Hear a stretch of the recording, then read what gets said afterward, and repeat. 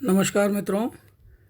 आज का जो टॉपिक है वो है 1929 ईस्वी का महान आर्थिक संकट और फ्रैंकलिन डी रूजवेल्ट की न्यू डील पॉलिसी। तो मित्रों, एक बार फिर से अपने चैनल में आपका स्वागत करता हूं। आर्थिक संकट 1929 का वो इतिहास का एक बहुत ही महत्वपूर्ण विषय है, टॉपिक है। और इस आर्थिक संकट से अमेरिका को निकालने में फ्रैंकलिन डी रूजवेल्ट, जो वहाँ के राष्ट्रपति थे, उनकी भूमिका बहुत महत्वपूर्ण थी। उन्होंने एक नीति अपनाई थी जिसे न्यू डील पॉलिसी कहा जाता है। तो सबसे पहले तो हम इसी बात पे चर्चा करें कि आर्थिक संकट था क्या। आर्थिक संकट एक विश्वव्यापी मंदी थी जो कि 1929 ईस्वी में प्रकट हुई। प्रथम विश्व युद्ध के बाद बहुत सारे देश आर्थिक दृष्टि से काफ़ी सशक्त हो रहे थे, ताकतवर हो रहे थे। मतलब एक तरह से कह लीजिए कि प्रथम विश्व युद्ध के बाद जो है एक अभिवृद्धि का काल भी आया था दुनिया के देशों में, जिसे पीरियड ऑफ बूम भी कहा जाता है। पेरिस पीस सम्मेलन जब समाप्त हो गया तो उसके बाद जब पुनर्निर्माण का एक दौर चला तो उस दौर में बहुत सारे देश जो थे वो उनको पुनर्जीवित किया गया। व्यापार, कारोबार आदि जो है, जो कि युद्ध के समय से ही काफ़ी बढ़ गए थे, उनको और बूस्ट किया गया। उत्पादन काफ़ी हो रहा था युद्ध के दिनों से ही, जिसके कारण जो है बाज़ार वस्तुओं से भर गए थे। लेकिन धीरे धीरे जैसे जैसे समय बीतता गया वैसे वैसे एक मंदी सी छाती गई पूरी दुनिया पे। युद्ध के बाद कुछ समय तक तो ऐसा लगा कि अर्थव्यवस्था जो है वो उसमें उछाल आ रहा है, उसमें एक तरह से पीरियड ऑफ बूम आ रहा है। लेकिन उसके बाद धीरे धीरे मंदी आ जाती है। तो मित्रों, इस मंदी के बहुत सारे कारण थे। सबसे बड़ी चीज़ तो ये थी कि युद्ध के समय बहुत सारे जो किसान वगैरह थे, कृषक थे, मजदूर थे, उनको भी सेनाओं में भर्ती कर लिया गया था बहुत सारे देशों में। नतीजा ये हुआ कि जो खेतों में काम करने वाले, कारखानों में काम करने वाले जो मज़दूर थे या खेतों में काम करने वाले जो किसान थे, तो उनकी संख्या में भारी कमी आ गई। नतीजा ये हुआ कि बड़ी बड़ी मशीनों का प्रयोग होने लगा, यंत्रों के अत्यधिक प्रयोग और उनके एक तरह से कह लीजिए आपकी वैज्ञानिकीकरण के कारण जो है वो आर्थिक संकट और तेज़ी से बढ़ा। क्योंकि मशीनों का आविष्कार हुआ। मशीनों के आविष्कार से जो उत्पादन की क्षमता थी वो कई गुना बढ़ गई और नतीजा ये हुआ कि अब मशीनों का स्थान जो है वो यंत्र लेने लगे। तो इस तरह से यंत्रों की सहायता से भारी मात्रा में उत्पादन होने लगा, कारखानों में उत्पादन हुआ, अनाज उत्पादन वगैरह हुआ। तो उत्पादन तो बहुत अधिक हो गया, लेकिन उत्पादन अधिक होने से कोई फ़ायदा नहीं हुआ, क्योंकि लोगों की क्रय शक्ति में काफ़ी कमी आ गई थी। क्रय शक्ति का बहुत अधिक ह्रास हो गया था और धीरे धीरे विश्व युद्ध जो है के परिणाम अपना रंग दिखाने लगे थे।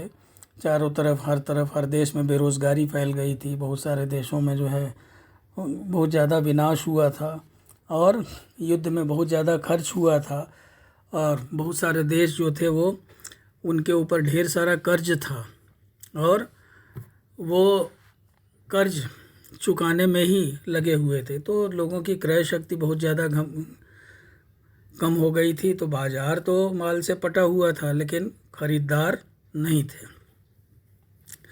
कितने देश, यूरोप के अधिकांश देश जो थे वो अमेरिका और ब्रिटेन के कर्जदार थे। ब्रिटेन स्वयं अमेरिका का कर्जदार था और जो कर्ज लेने वाले देश थे उनके पास कैश नहीं था। वो ये चाहते थे कि उनके यहाँ जो उत्पादन हो रहा है तो वो माल के रूप में अपना ऋण चुका दें, लेकिन जो कर्ज देने वाले देश थे वो माल नहीं चाहते थे। वो ये चाहते थे कि हमें गोल्ड के रूप में हमारा कर्ज चुकाया जाए। अब जैसे अमेरिका और फ्रांस वगैरह जो थे, आप समझ लीजिए कि एक समय ऐसा आ गया था आर्थिक मंदी के दौर में कि दुनिया का 60% सोना जो है वो केवल फ्रांस और अमेरिका में ही इकट्ठा हो गया था, क्योंकि ये 1920 के आसपास जो है, क्योंकि ये लोग जो कर्ज बांटते थे तो कर्ज सोने के रूप में वापस लेते थे। तो ऐसी स्थिति में आर्थिक संकट का होना तो अनिवार्य था। आर्थिक संकट के और भी बहुत सारे कारण थे। कुछ इतिहासकार कहते हैं कि आर्थिक राष्ट्रीयता जो है वो भी इसका एक कारण थी। इसको आप ऐसे समझ लीजिए कि बहुत सारे देशों ने जो कि पहले जो खुलेपन की नीति की दुहाई देते थे, जैसे आप ब्रिटेन का ही उदाहरण ले लीजिए, अमेरिका का उदाहरण ले लीजिए, जो ओपन डोर पॉलिसी में या लेसेस फेयर में विश्वास रखते थे, जो ये चाहते थे कि दुनिया के जो सारे देश हैं वो अपने दरवाजे हमारे लिए व्यापार के लिए खोल दें। अब इन सब देशों ने क्या किया कि ये देश जो है वो अपने उद्योग और व्यापार के संरक्षण के लिए इन्होंने संरक्षणवादी नीति अपनाई, जिसे आप कह सकते हैं पॉलिसी ऑफ प्रोटेक्शन। यानी कि ये अपना माल तो बाहर भेजते थे लेकिन बाहर का माल अपने देश में नहीं आने देते थे, जिससे कि इनके उद्योगों को संरक्षण मिले। तो इससे भी जो है एक बहुत बड़ी समस्या उत्पन्न हो गई, और इस समस्या के कारण जो है वो आगे चल कर के बहुत सारी परेशानियां यूरोप और अमेरिका वगैरह में आईं। उधर रूस में क्रांति हो गई थी। रूस में क्रांति होने के बाद जो यूरोप में जो राजनीति का समीकरण था वो काफ़ी बदल गया था, इससे भी फ़र्क पड़ा। तो आर्थिक संकट को 1929 में बड़ी तेज़ी से महसूस किया गया, और इस समय ये स्थिति हो गई कि अब जैसे अमेरिका था, अमेरिका काफ़ी सशक्त देश था, काफ़ी ताकतवर देश था, अब इसने यूरोप को कर्ज देना बंद कर दिया। इसी तरह से आर्थिक संकट आने के साथ ही जो है, जैसे मैंने अभी आपको बताया कि आर्थिक संकट आने के पहले ही बाज़ार सामान से भरा था, यहाँ तक कि कीमतों में भी बहुत गिरावट हो गई, लेकिन लोगों की क्रय शक्ति ही नहीं थी, तो इसलिए लोग खरीद नहीं पा रहे थे सामान जो है। तो इस तरह से बहुत सारे जो कर्जदार देश थे, वो कर्जदार देशों की जो क्रय शक्ति थी वो इतनी कम हो गई कि वो दिवालिया होने के कगार पे आ गए। तो इस तरह अब जर्मनी की दशा आप समझ सकते हैं। जर्मनी के ऊपर वर्साय की संधि थोपी गई थी, उसकी दशा का आप अनुमान लगा सकते हैं। इसी तरह से यूरोप के दूसरे बहुत सारे देश थे, एशिया वगैरह, अफ्रीका वगैरह, इन सब देशों की बात तो आप जानने दीजिए, क्योंकि ये तो गरीब देश थे, इनकी तो कोई गिनती ही नहीं थी।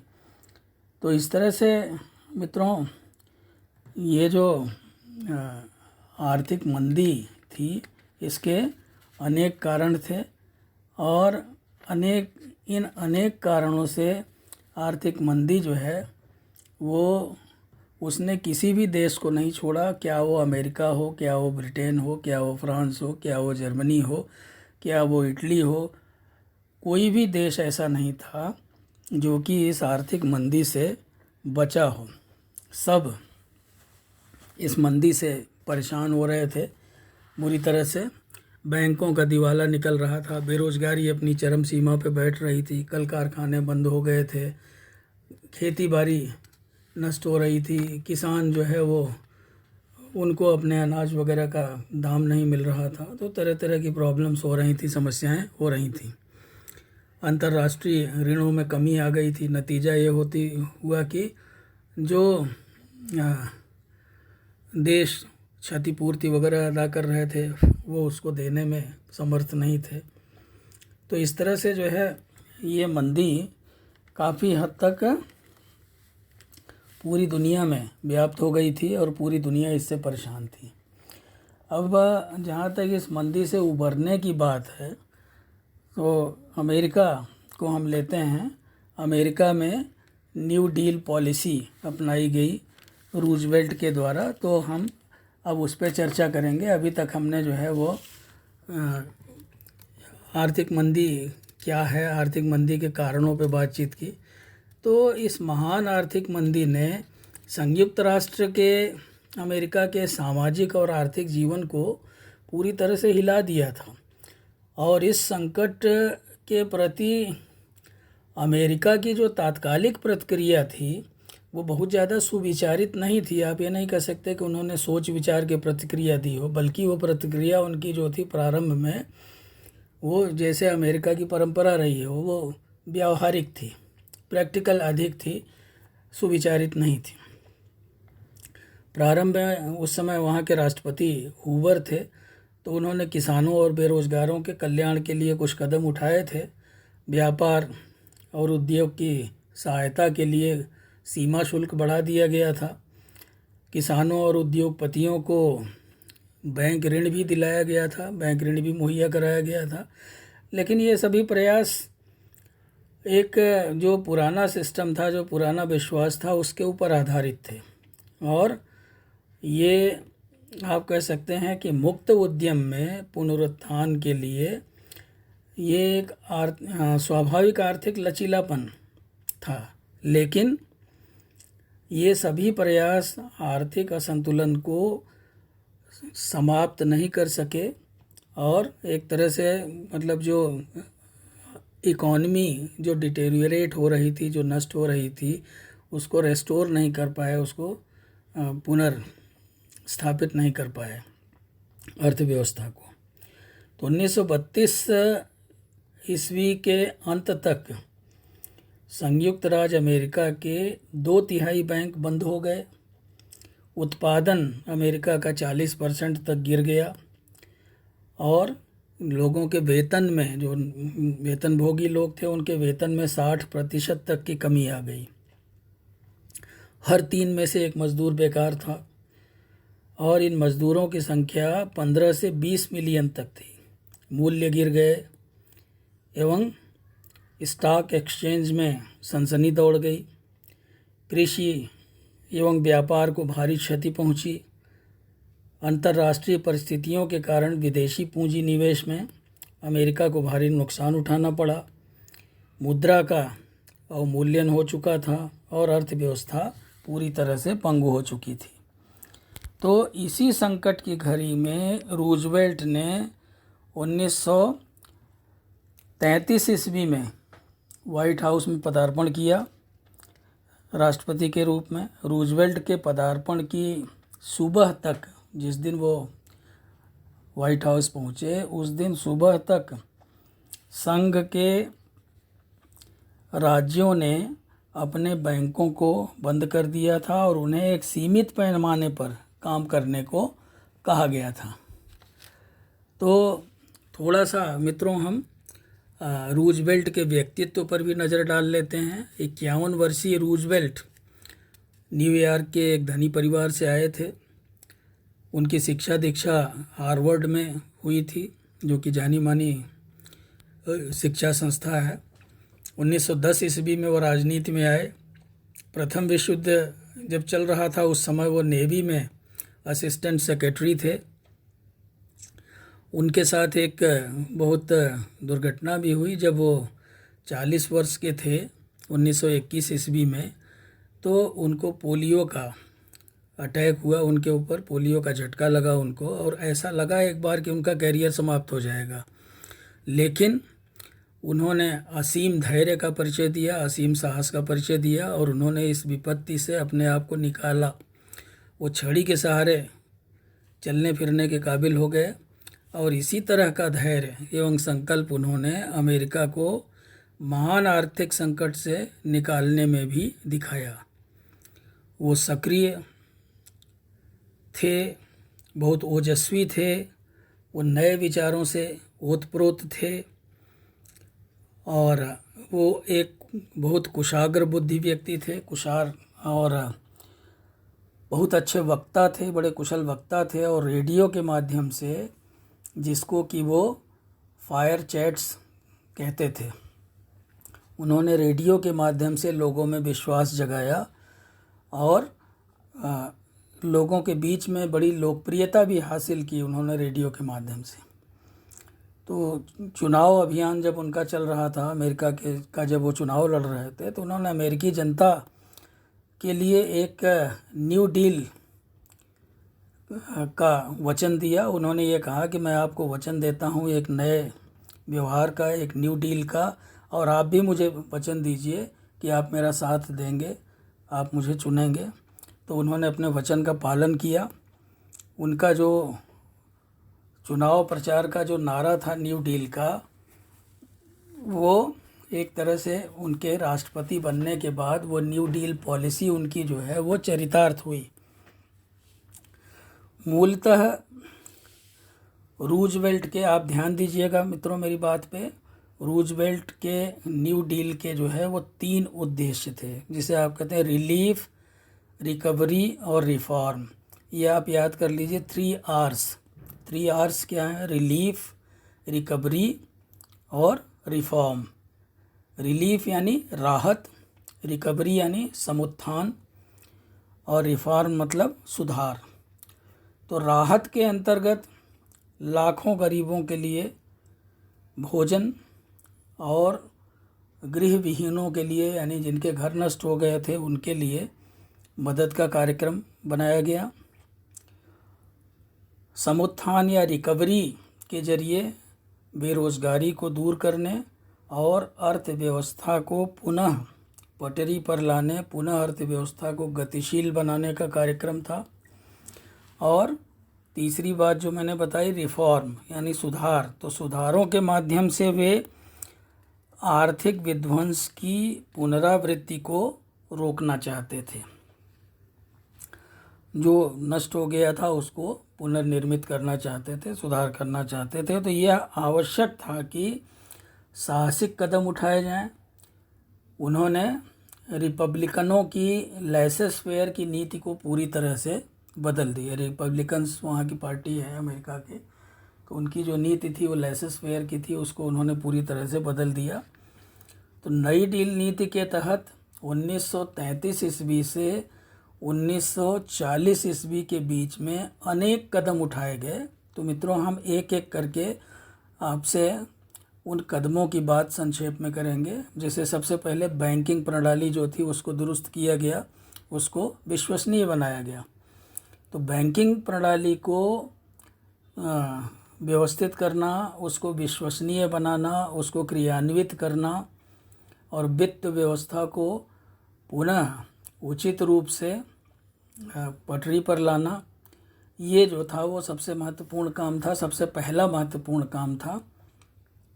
तो सरकार ने बैंकों को अस्थायी रूप से अपने अधिकार में ले लिया एवं इस बात की गारंटी दी कि किसी भी प्रकार के संकट में अब लोग अपनी नकदी से हाथ नहीं धोएंगे।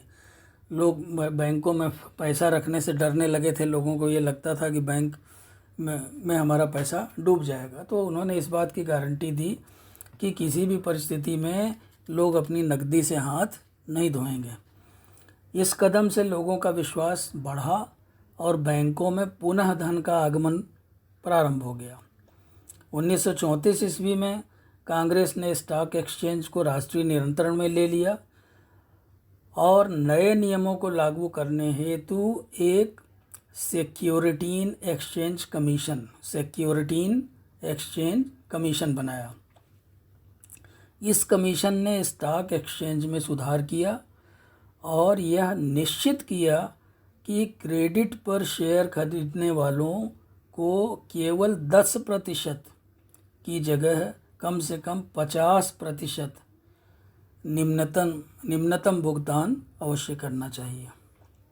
इसी तरह से 1933 ईस्वी में फार्मर्स रिलीफ एक्ट बनाया गया। फार्मर्स रिलीफ एक्ट के द्वारा किसानों की सहायता का प्रयास हुआ। किसानों की मुख्य समस्या ये थी कि वे अब भी बहुत अधिक उत्पादन कर रहे थे, लेकिन मूल्य गिर जाने के कारण उनका जो लाभ था किसानों का वो बहुत ही कम हो गया था, बहुत ही सीमित हो गया था। तो इस एक्ट यानी फार्मर्स रिलीफ एक्ट के जरिए उन किसानों को सरकार ने क्षतिपूर्ति का भुगतान किया जिन्होंने मूल्य वृद्धि हेतु कम उत्पादन किया था। यानी आप देखिए किसान भी कितने चालाक थे, वो चाहते थे कि अगर बहुत ज़्यादा उत्पादन करेंगे तो उससे जो है अनाज से बाज़ार भर जाएगा, तो फिर कोई पूछेगा नहीं, तो इसलिए कम उत्पादन करो जिससे मूल्यों में वृद्धि हो। तो सरकार ने जो है ऐसे किसानों की क्षतिपूर्ति का भुगतान किया जिससे वो अधिक उत्पादन करें। तो इस योजना से कुछ लाभ हुआ। इसका परिणाम 1937 तक दिखाई पड़ा, जब उस समय तक किसानों की जो औसत आय थी वो प्रायः दुगनी हो गई। इसके अलावा मित्रों, अगला जो कदम था रूजवेल्ट का वो था civilian conservation corps. Civilian conservation corps का निर्माण। तो रूजवेल्ट का ये एक अन्य महत्वपूर्ण कदम था जिसके द्वारा देहात में संरक्षण योजनाओं में नौजवानों को रोजगार प्रदान किया गया। 1940 ईस्वी तक करीब 2.5 मिलियन लोगों को इसके तहत रोजगार दिया गया। उन्हें $30 अरब प्रति माह दिया जाता था, जिसमें $30 प्रति माह दिया जाता था, सॉरी अरब नहीं, $30 प्रत्येक व्यक्ति को प्रति माह दिया जाता था, जिसमें से $25 वो अपने घर भेज देते थे, बाकी अपने पास रखते थे। और साथ ही साथ उन्हें जो भी बेरोजगारों को नौकरी दी गई थी उन्हें मुफ्त भोजन, वस्त्र और आवास की सुविधा प्रदान की गई थी। तो इस तरह से जो है उनका जो पैसा बचता था और वो अधिकांश पैसा अपना $30 में से $25 अपने घर भेज देते थे। समुत्थान कार्यक्रम का जो सर्वाधिक महत्वपूर्ण भाग था वो रिकवरी यानी वो था इंडस्ट्रियल रिकवरी एक्ट। तो मित्रों 1933 ईस्वी में इंडस्ट्रियल रिकवरी एक्ट बनाया गया, जिसके ज़रिए लोगों को पुनः काम में लगाया गया जिससे कि उनकी क्रय शक्ति बढ़े। तो इस प्रकार उद्योग को सामान्य रूप से चलाने का प्रयास किया गया। और इस एक्ट का एक भाग था public works administration. Public works administration यानी लोक निर्माण प्रशासन। लोक निर्माण प्रशासन जिसके द्वारा सार्वजनिक कार्यों जैसे बांध, पुल, सड़क, स्कूल, अस्पताल, हवाई अड्डा, सरकारी इमारत इत्यादि के संगठन और निर्माण के लिए नकद राशि उपलब्ध कराई गई, क्योंकि ये सब सार्वजनिक उपयोग की चीज़ें थीं। बांध है, पुल है, सड़क है, स्कूल है, अस्पताल है, तो इनके लिए नकद राशि उपलब्ध कराई गई। तो इस कार्य में लाखों लोगों को रोज़गार भी मिला। और इसका जो एक और भाग था वो था नेशनल रिकवरी एडमिनिस्ट्रेशन, राष्ट्रीय समुत्थान प्रशासन। तो राष्ट्रीय समुत्थान प्रशासन अथवा नेशनल रिकवरी एडमिनिस्ट्रेशन के जरिए बाल श्रम को समाप्त कर दिया गया, यानी कि बच्चों को अब जो है मजदूरी करने की आवश्यकता नहीं थी। तो बाल श्रम को समाप्त कर दिया गया। दिन में काम के 8 घंटे निर्धारित कर दिए गए कि प्रत्येक जो लेबर है वो 8 घंटे काम करेगा, तथा रोज़गार के अवसरों में वृद्धि की गई। तो मित्रों रोज़गार दाता जो थे, जो बड़े बड़े जो उद्योगपति वगैरह थे, पूंजीपति थे, जो रोज़गार का सृजन करते थे अपने फैक्ट्रियों में, कारखानों में, तो उनके ऊपर दबाव डाला गया कि वो अधिक से अधिक रोज़गार का सृजन करें। और इसके लिए उनको इंसेंटिव भी दिया गया। उनको ये कहा गया कि जो जितना ज़्यादा रोज़गार का सृजन करेगा उसको उतना अधिक विशेषाधिकार प्राप्त होगा।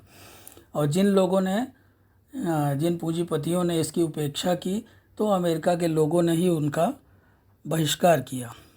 तो इस तरह से लगभग 2 मिलियन रोजगारदाताओं ने बड़े उत्साह के साथ इन नए प्रतिमानों को ग्रहण किया, इन नए प्रतिमानों को स्वीकार किया। और अब आगे हम बात करते हैं संघीय आपात राहत प्रशासन की, यानी जिसे कहते हैं federal emergency relief administration. Federal emergency relief administration, संघीय आपात राहत प्रशासन, ये भी एक रूजवेल्ट का बड़ा महत्वपूर्ण कदम था। और इस कदम के तहत 500 मिलियन डॉलर की अनुदान राशि जो है वो सूप किचन के लिए आवंटित किया गया, सूप किचन के लिए दिया गया। 1935 ईस्वी में कामगार प्रगति प्रशासन, WPA, कामगार वर्कर्स प्रोग्रेस एडमिनिस्ट्रेशन, तो कामगार प्रगति प्रशासन की स्थापना हुई, जिसने विभिन्न प्रकार की परियोजनाओं को वित्त उपलब्ध कराया, धन उपलब्ध कराया, जैसे सड़क के लिए, स्कूल के लिए, अस्पताल आदि के लिए धन उपलब्ध कराया। जो सार्वजनिक निर्माण प्रशासन के तहत जो चीज़ें आती थी, बांध, पुल, सड़क, स्कूल, अस्पताल इत्यादि, उनके लिए धन उपलब्ध कराया। किसने? कामगार प्रगति प्रशासन ने। रूजवेल्ट ने अपने यहाँ के कलाकारों वगैरह को, कलाकार, संगीतकार वगैरह जो थे, उनकी तरफ भी ध्यान दिया और एक संघीय थिएटर परियोजना का शुभारंभ किया। संघीय थिएटर परियोजना, तो संघीय थिएटर परियोजना के द्वारा नाटककारों, कलाकारों, अभिनेताओं, संगीतकारों एवं सर्कस के कलाकारों इत्यादि को रोजगार दिया गया। इससे लोगों में भी कला और साहित्य के प्रति अनुराग बढ़ा और उनकी स्थिति में भी जो गिरावट आई थी उसमें भी कुछ सुधार दिखाई देने लगा।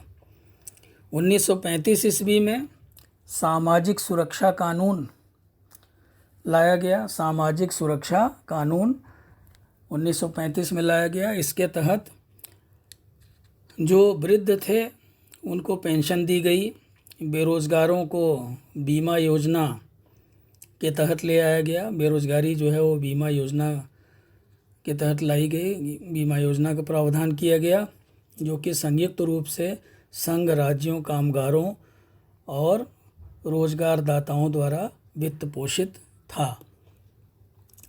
हालांकि इस योजना से अधिक लाभ नहीं हुआ, क्योंकि भुगतान प्रायः बहुत कम होता था और न ही रुग्णता बीमा की कोई प्रावधान था। तो सामाजिक कल्याण के क्षेत्र में जर्मनी, ग्रेट ब्रिटेन आदि देशों से अभी अमेरिका जो है वो बहुत पीछे था। अब हम थोड़ा ट्रेड यूनियंस की दशा की भी बात करें मित्रों। 2 अधिनियमों ने ट्रेड यूनियनों में सुधार किया। एक तो वेजनर एक्ट था, वेजनर अधिनियम, जो कि 1935 में लाया गया, और एक था fair labour standards act, fair labour standards act. तो वेजनर एक्ट ने व्यापार संघों को कानूनी आधार दिया। उन्हें यह अधिकार दिया गया कि किसी भी विवाद के समय वे श्रमिकों की ओर से जो बोर्ड था, बोर्ड से यानी जो मैनेजमेंट बोर्ड होता था पूंजीपतियों का, उससे सौदेबाजी कर सकते हैं। इसी तरह से राष्ट्रीय श्रमिक संबंध बोर्ड यानी कि फेयर लेबर स्टैंडर्ड्स अधिनियम का भी गठन किया गया, जिसमें श्रमिक अपनी शिकायतों की अपील कर सकते थे। फेयर लेबर स्टैंडर्ड एक्ट के तहत सप्ताह में काम करने के लिए 45 घंटे निश्चित किए गए। कुछ विशेष कम भुगतान वाले व्यापार में न्यूनतम मजदूरी का भी निर्धारण किया गया तथा अधिकांश बाल श्रम को अवैध घोषित कर दिया गया। तो इस तरह से ये दोनों एक्ट जो है वो बहुत काम के थे, वेजनर एक्ट और फेयर लेबर स्टैंडर्ड्स एक्ट। तो मित्रों, नई डील नीति में टेनेसी वैली अथॉरिटी जैसे कदम भी उठाए गए। ये ग्रामीण अमेरिका को पुनर्जीवित करने के लिए ये कदम उठाया गया, जिसे बोलते थे टेनेसी वैली अथॉरिटी।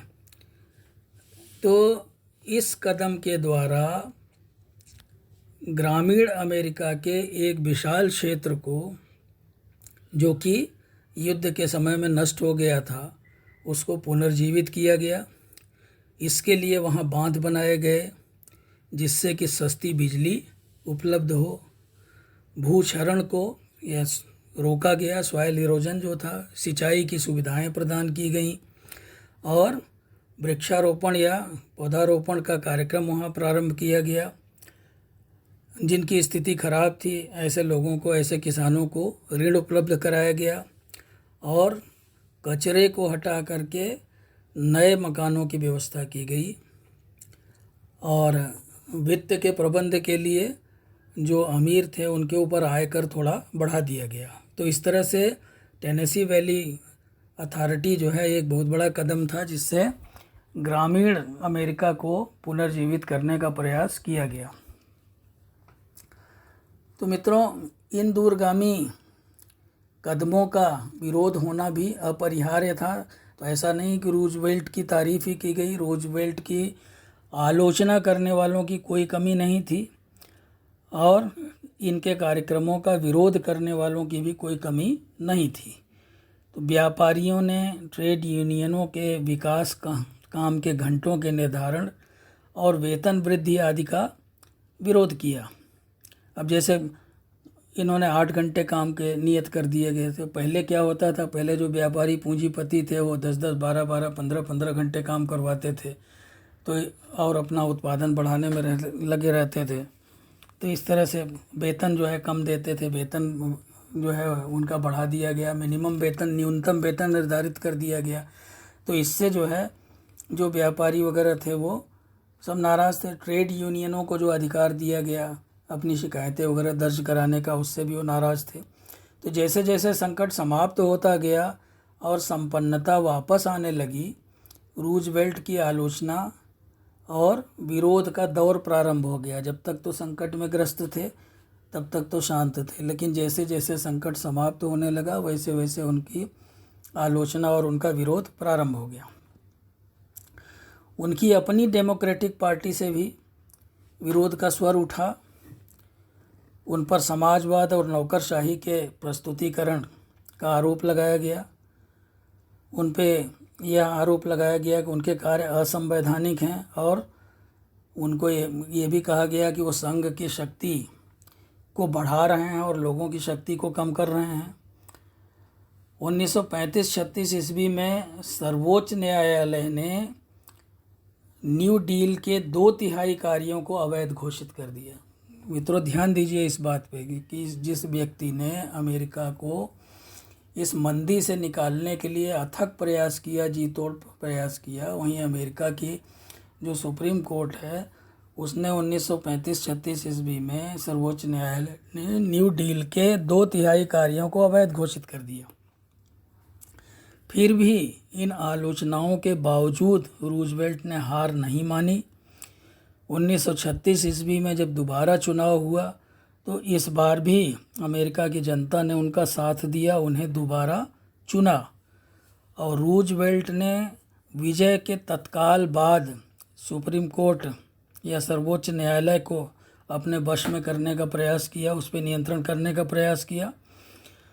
और उनका जो सबसे बड़ा हथियार था वो ये था कि उन्होंने अनेक नए नए जजों की, अनेक नए नए न्यायाधीशों की नियुक्ति कर दी, जिससे कि वो न्यायाधीश जो है वो उनके पक्ष में रहें। और अंत में उन्होंने ये भी किया कि उन्होंने 9 जो न्यायाधीश थे जो उनके बड़े आलोचक थे उनको इस्तीफ़ा देने पर, त्यागपत्र देने पर मजबूर कर दिया।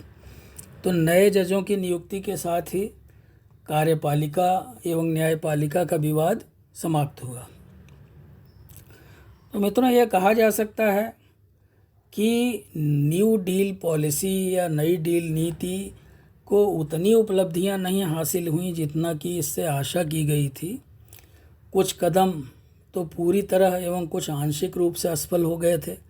अब उदाहरण के लिए फार्मर्स रिलीफ एक्ट जहाँ एक और किसानों की सहायता कर रहा था, वहीं अनेकों जो खेतिहर श्रमिक थे वो बेरोजगार हो गए।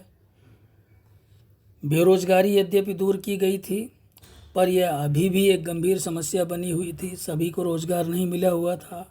असफलता का एक कारण सर्वोच्च न्यायालय का विरोध भी था, जिसकी चर्चा मैंने अभी आपसे की कि सर्वोच्च न्यायालय ने उनके 2/3 कार्यों को अवैध घोषित कर दिया था।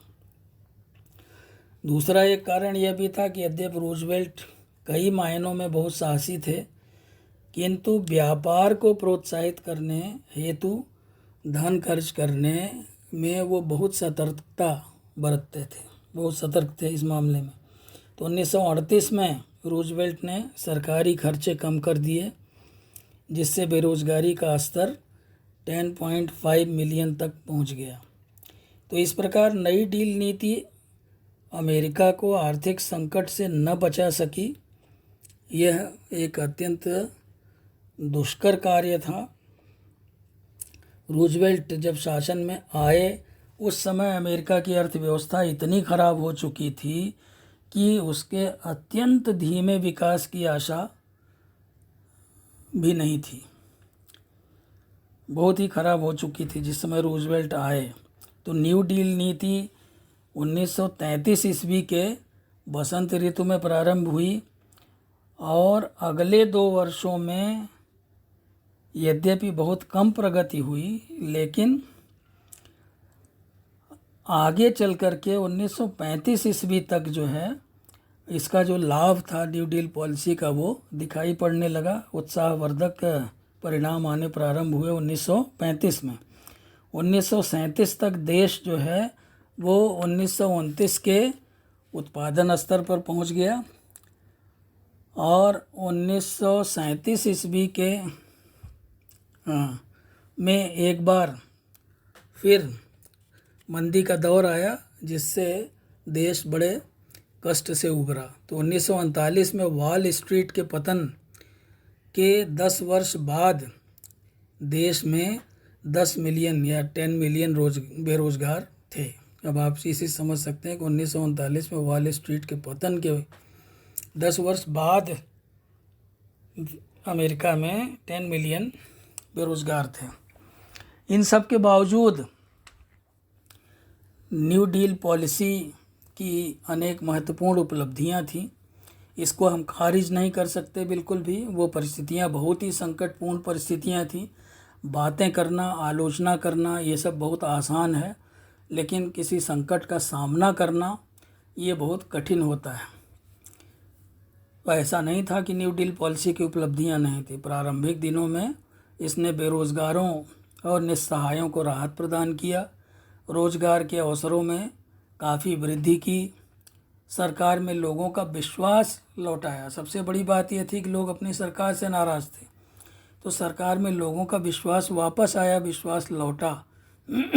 कुछ इतिहासकारों का विचार है कि न्यू डील पॉलिसी ने देश को एक खूनी क्रांति से बचा लिया।